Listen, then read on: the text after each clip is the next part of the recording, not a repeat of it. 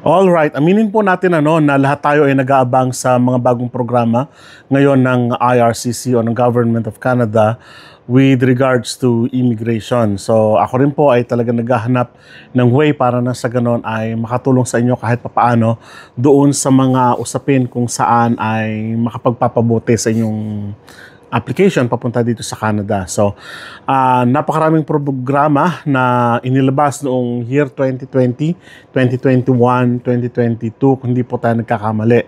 At isa po yung programa ng RNIP na pinalitan ng bago.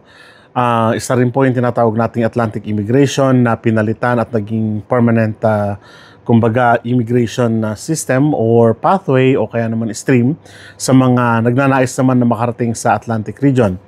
Ngayon naman dito sa gawin ng West sa kahit saan pa man at from East to West ito na programa ng gobyerno ng Canada yung tinatawag nating Agri-Food Pilot Program. So nagtapos na siya.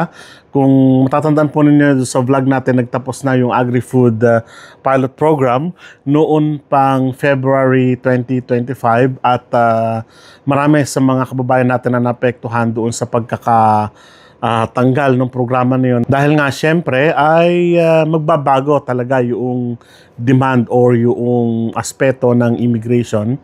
At hindi natin inaasahan na tatanggalin ito ng totally, no? Kasi ang nakikita ng ibang sector ay yung sa tinatawag nating agriculture. So in terms of agriculture, mayaman talaga ang Canada in terms of this aspect, no? Sa fishing man yan o sa agricultural o kaya naman sa cattle raising and so on, na sustainable ang thinking ng Canada in terms of this at marami sa mga produkto talaga ng sa kasalukuyan, kung titignan nyo sa mga fish markets ng Canada, marami ay imported pa from Vietnam, from Philippines, from Alaska, and so on, Thailand.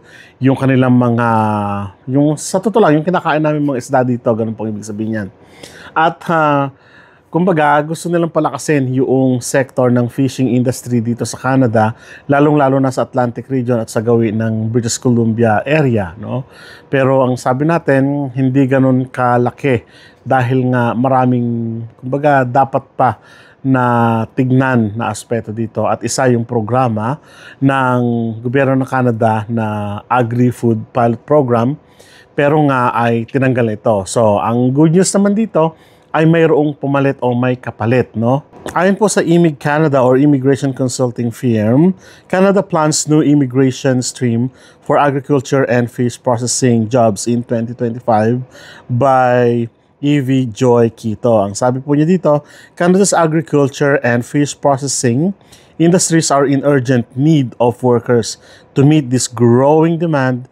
Immigration, refugees, and citizenship Canada or RCC is developing a new immigration stream for agriculture foreign workers, a stream that targets these specific sectors. This move could bring much needed relief to employers while also opening doors for international talent seeking stable work opportunities in Canada. Ito na po binanggit natin. With the Agri-Food Pilot now closed, this upcoming immigration stream is being shaped to the critical gap and may arrive sooner than you think. So yes, it is agriculture and fish processing.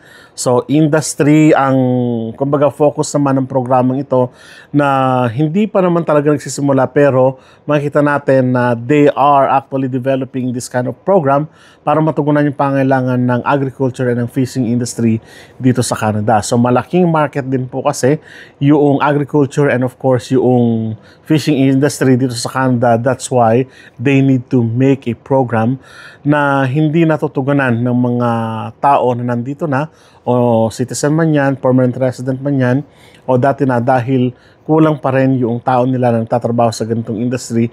That is why they need to kumuha ng mga foreign workers. Ang sabi dito, ang maganda dito ay may mga bansa silang kausap doon sa sector na ito. Pero hindi natin alam yung specific number. Makita natin balang araw siguro later part ng 2025 at hopefully ay bago matapos ang 2025 ay mayroon ng tumatakbo na yung bagong programa na ito. So why Canada needs a new immigration stream for agriculture? Sabi po dito, Canada's agriculture and fish processing sectors are struggling with ongoing labor shortages. These industries are vital to Canada's economy but have consistently faced hiring challenges, particularly in rural regions. Seasonal demands, physically intensive tasks, and high turnover make it difficult for employers to keep positions filled. In its 2025-2026 departmental plan, IRCC confirmed it is working on new immigration stream for agriculture specifically designed to address these issues. So ano yung mga plano? Una po, sabi dito, a sector-specific work permit tied to agriculture and fish processing roles. Pangalawa, potential expanded partnership with select countries for streamlined hiring. And the third, joint policy developing and consultations with Employment and Social Development Canada or ESDC.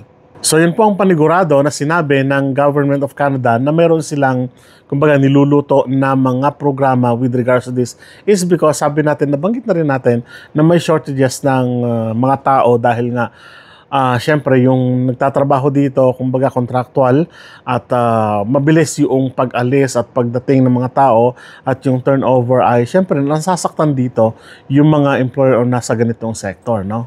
Okay, so the key highlights of the new immigration stream.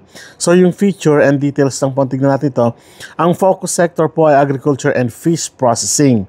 Type of permit, sector-specific work permit.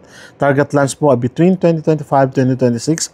Federal partners, IRCC and ESDC. Supporting objectives, labor market needs, managing TR levels, temporary resident levels, and economic developmental goals. Related program close, agri-food pilot na nag-close nga sabi natin nung February 2025 pa, no? So this new agriculture stream for agriculture could also allow Canada to negotiate bilateral agreements with countries that supply foreign workers, helping to ensure smoother transitions and fair labor standards. So ang panalangin natin dito, sana ay kumuha din sila ng mga workers from Philippines para sa ganun ay makatulong. Kung halimbawa ganito yung sector ninyo na nandito kayo sa ganitong industry, ipanalangin natin na isang Pilipinas sa magkaroon ng bilateral agreement between Philippines and Canada na bigyan ng tsansa yung mga Filipino na makapagtrabaho sa ganitong industriya. And take note po, this is actually a PR pathway or permanent resident pathway. So kung titignan po natin, maganda yung transition from noong una kasi kapag low skilled ka, hindi ka pa pwedeng maging permanent resident ng Canada and you have to go home, you have to go back and you have to resign the contract and then babalik ka ulit. So ganun po yung nangyari po, no? So hopefully ay maging syempre ay pumabor sa mga workers na nag-a-apply papunta dito sa Canada, lalong-lalo na sa ganitong sector, yung programang ito. So what this means for Canadian employers and workers. For employers, this is upcoming stream could bring, una po, easier access to larger labor pool, faster processing in essential sectors, fewer delays due to policy bottlenecks or outdated pilot limits. For foreign workers naman, itong kagandahan dito, tandaan niyo po ito ha, this stream might offer one clear route to work in Canada legally. Next is sector-specific job stability, possible pathways for permanent residency down the line. So yun ang magandang tinitignan natin dito na pwede kayo maging permanent resident.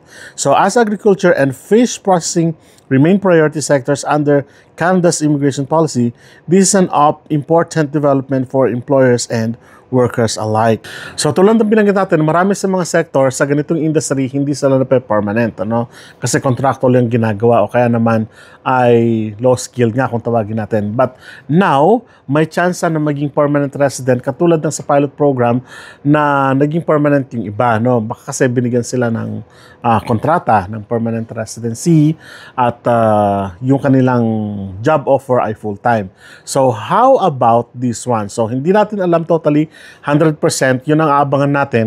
And sana yung magiging program na ito ay pumabor sa mga workers na kapag punta nyo dito ay permanent resident na agad. So hopefully.